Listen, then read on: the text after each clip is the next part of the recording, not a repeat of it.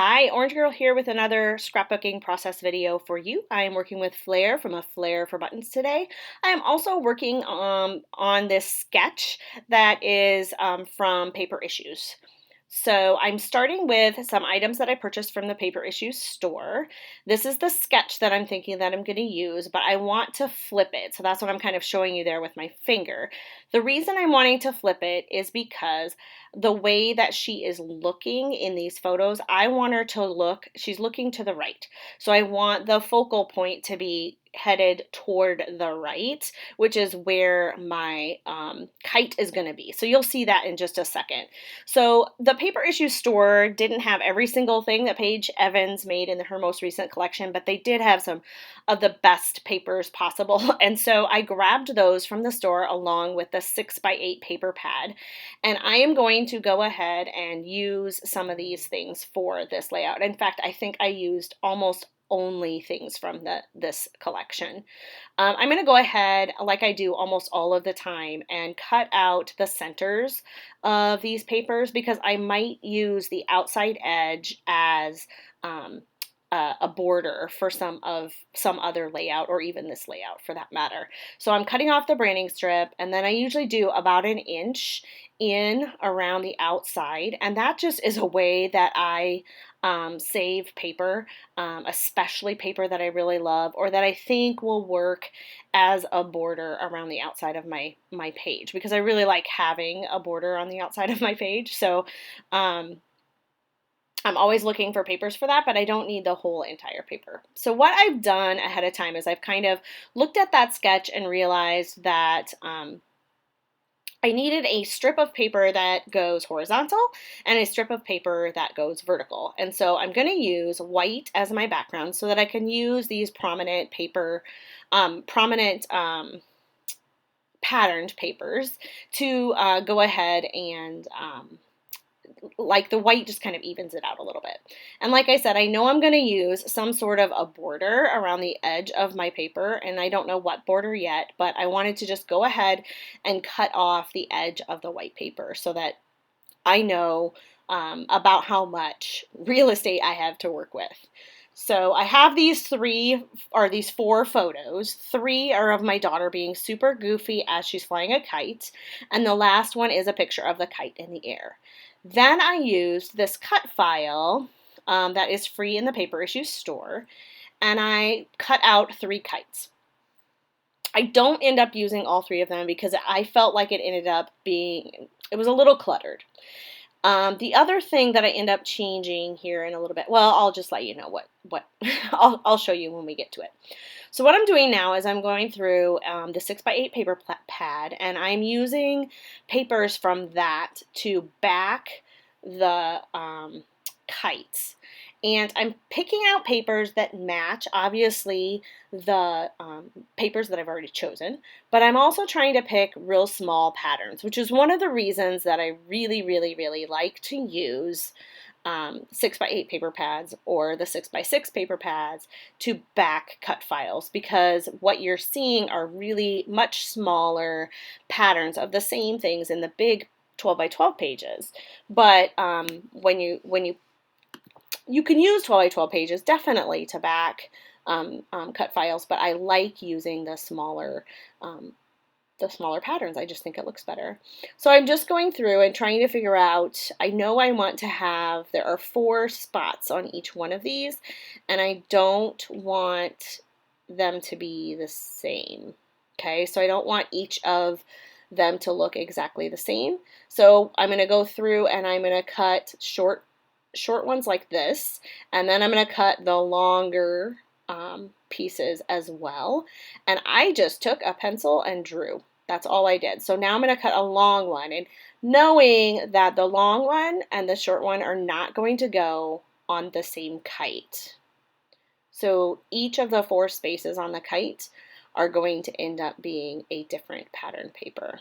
Now, I go through, and I'm not going to make you watch this whole thing, but I go through and I find, like I think I ended up with 6 different pattern papers maybe, and I tried to cut out like 2 of each of those to use on my papers, so just like that. Okay, So then I went ahead and I matched them up and glued them down. You'll see me doing that here really quickly, and as you can see, I am doing all three of them kind of at the same time.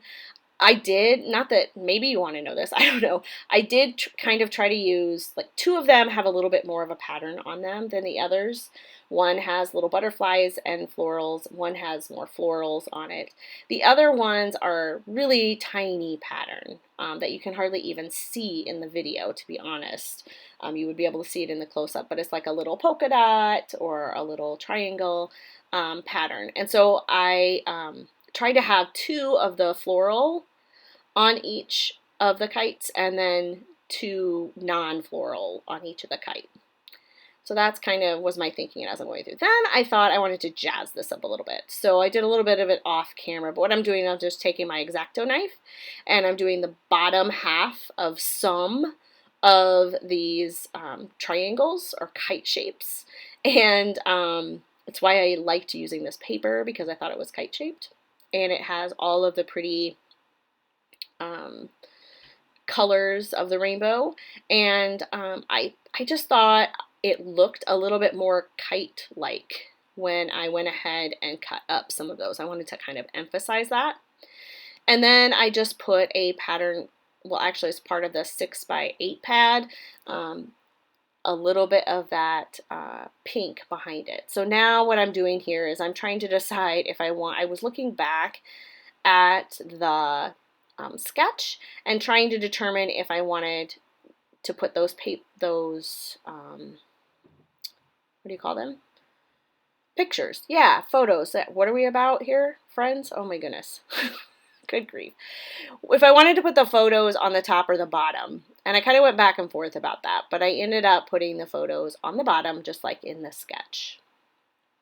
The other thing I was looking for is on the sketch there are a couple of layers, I guess, that are behind both the horizontal and the vertical piece, the bigger piece. And so I was just trying to cut or figure out what papers I wanted for that. So I went with the same pink color that is behind it. I didn't want to add something else, so I just made it look, I didn't quite have a big enough piece because I used some of it to back the kite. So I just went ahead and just cut some of it off. It looks like it's all just one piece though when you put it down. And then I didn't have a long enough green piece, so I just went ahead and cut that in half because it's going to be covered by that triangle paper anyway, just like that. So there. Now I kind of have the basis of the sketch. The only other thing I need to add, this is where I'm trying to decide if I want, which way I want it to go, but the only other thing that I need to add is this sketch also has a tag. And so to stay true to the sketch, I decide to put a tag in there too. At this point, I'd already decided, I think, that I am only going to use one of the kites. Every time I tried to put a kite, a second or third kite on there, I just didn't like the layout. Like, I didn't like the whole layout. I couldn't stand any of it, and I was just like, well, that's just silly. So I decided to just go with one. There's a lot of patterns going on in this and a lot of different colors going on in this, and so I thought just leaving it at one kite would be the best. So I just used that paper. Actually came from a different Paige Evans collection, and I don't know which one it was, but I wanted a pop of yellow, and so I decided to use that yellow as my tag. I felt like a lot of the yellow got covered up here by when I made this horizontal piece go across the vertical piece, and so since that happened, but there was still a lot of yellow in the papers, I just felt like it needed a little bit more yellow. Okay, so here again, I'm trying to determine if I want the pictures on top or on the bottom. Because I flipped the sketch, I just wasn't sure if it looked right or not. The other thing that I did off camera here is I did cut, I always print my photos with a little bit of white around the edge of the photo, but there were just enough of that white that it made them not fit very well. The photos didn't fit as well across the page. And so I went ahead and just cut off that white, and I don't mind the way that it looks at all. I still like it without the white. So I decided to stick with the sketch and go just with flipping it over and but not altering it in any other way. So next comes embellishing, which is the most important and favorite part to me. I wanted a few more pops of yellow, so I went ahead and put yellow behind my kite here, but I don't end up keeping it there. I change it out, and you'll see in just a minute. I grabbed a bunch of yellow flair that I had from a Flair for Buttons, and I just grabbed, let's see, I think some of them say things on them, and some of them are patterns. And I will link all of the information below as far as which which sets they come in, which Flair sets they come in. I knew I wanted to use that yellow that I put up there in the top right, because it kind of looks like sun rays. And so that is why, to be honest, that piece of Flair is why I wanted to use yellow for the tag, because I knew I didn't have enough pops of yellow. I had covered so much of it up, and so in that heart paper. And so I decided to go ahead and add the yellow tag, and then pulled more yellow Flair.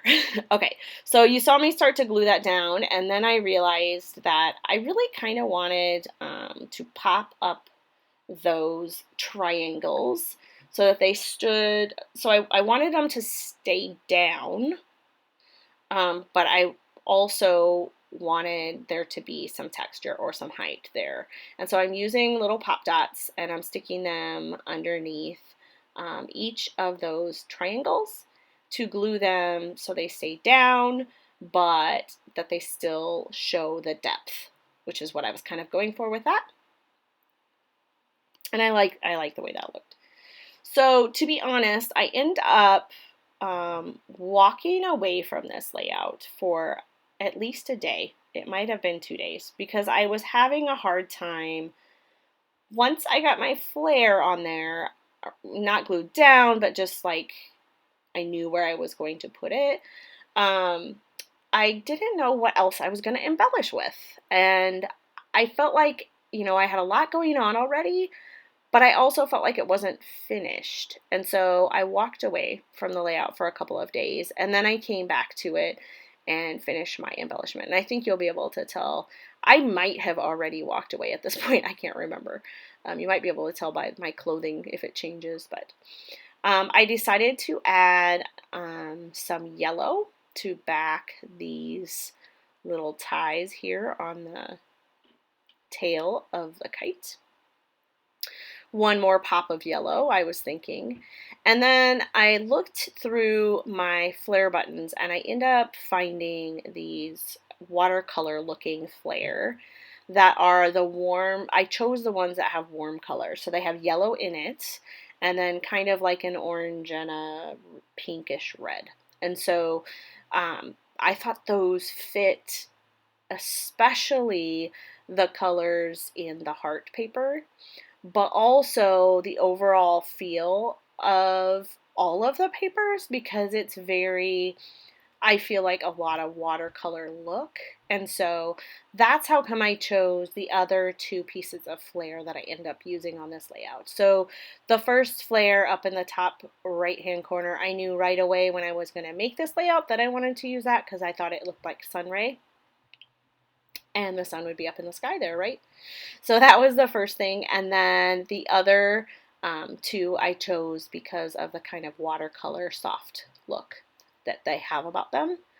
I'm using those same pop dots, and I'm cutting them in. They're actually squares, and I think I got these from Michael's. I'm actually cutting them in half and putting them on the tail of the kite. One of the things that I was first frustrated, this one took me a while to put together, even though I was, especially a long time considering I was using a sketch. Oftentimes when I use a sketch, it goes really fast. But I think I wasn't sure what I wanted to do. I went ahead and backed the kite files, and I liked them a lot, and it was what was in my brain. It was what I wanted to do. But then when I put it up against the pattern paper, they didn't stand out enough, and it just didn't look right with the cut files backed. And then having 3 of them, that didn't work well either. So I felt like I had to kind of, what was in my brain was not exactly what was coming out on the page. And so I had to walk away a few times here. But what I ended up doing to solve the problem, which is, when I watch scrapbooking videos, one of the things that I like to do is learn a little bit how other people problem solve when they come up to things. And one of the ways I problem solved this was I added tangled thread, which I do anyway all of the time, behind the kite. Because by adding that tangled thread there, I was able to and by putting it up on popping it up on with pop dots and craft foam, I was able to kind of separate that kite from the background paper. So you can kind of see how, had I just put the kite there by itself, it would have blended in a little bit too much to the heart paper. But by adding that tangled thread, it gave it kind of a separation a little bit. And tangled thread is something that I'm addicted to anyway, as you can see as I'm fighting with this yellow tangled thread. I just thought that was the best way to solve that problem. And then also by adding the yellow on the bottom of this kite, I like how that kind of added to the pops of yellow across the page, which I think makes it look less busy. I don't know if that's even true, but in my eye, the way that I'm looking at it, by adding some things that are pops of one color, in this case yellow, it really makes the rest of it, calms the rest of it down a little bit. Okay, so ahead of time I went ahead and I printed off, using my printer, some journaling, and I think I actually end up cutting some of the journaling out. It didn't fit the design very well.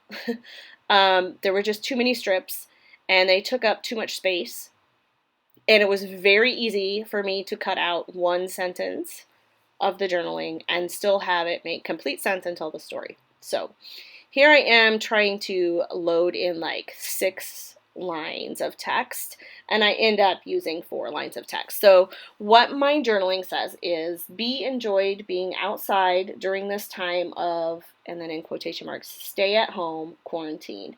As usual, she made it a little more fun with shenanigans.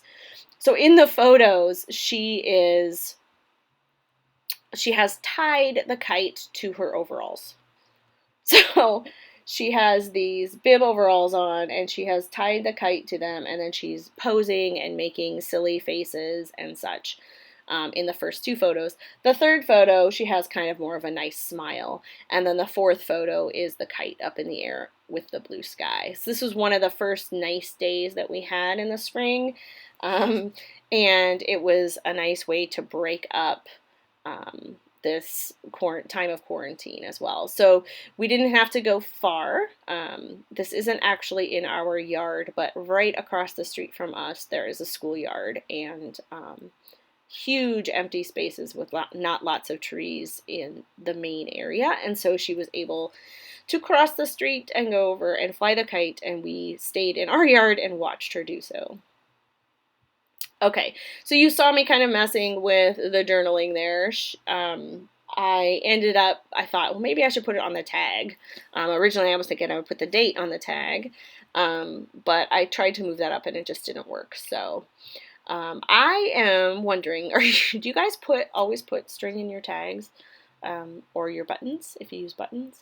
Like, I always feel like I have to put a string in my tag, but I don't always feel like I have to put string in my buttons. I have no idea why.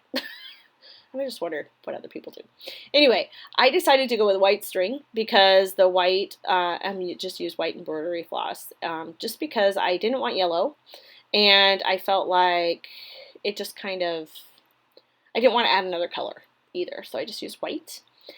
And I went back and forth and I cut some of this out. I wanted to do Let's Go Fly a Kite, and so I tried several different small text letters, Let's Go Fly a, and then kite with the big letters. I took out the trials. I tried like 3 or 4 different types of small letters, and ended up going with pink, and I like the way that ended up. And so now all I have to do really is glue all this stuff down. Then I walk away and go, okay, there's a lot going on in this layout, but I also feel like it's not done. So this is where I'm kind of frustrated. And so I do walk away, and I actually think it might have just even been later in the day. And I come back down and decide on what I want to use as my background. Not background, but my like border paper. And this is actually, I think, the back side of the heart paper that I cut out earlier. And then I found this paper, and I cut this out, but I did a bunch of fussy cutting, and you'll get to see some of it here. But I found this paper in the 6x8 paper pad, and there's 2 of them that have all these little flowers. And flowers may or may not really go with the rest of this layout, but I like the way this ended up. So I end up putting a cluster of flowers up by the sun, and then by each of the 2 other pieces of Flair. Then I go ahead and put it by the tag. And I love how that looks, but I don't like 4 clusters. I started with 3 clusters and then added a 4th cluster at the tag because I felt like it needed it. And then I don't like 4. So I decided to put another cluster up in the top left corner. And that's when I started to like the layout. So most of what I used here was from the 6x8 paper, but I also had the 12x12 pad, so I think I used a little bit from that as well. And I cut out a butterfly because I have to put a butterfly on every one of my pages of my daughter, and I added that to the top left cluster. So here are all of the close-ups, and thanks a lot for hanging out with me today and seeing my process and problem solving, and I will see you in my next video.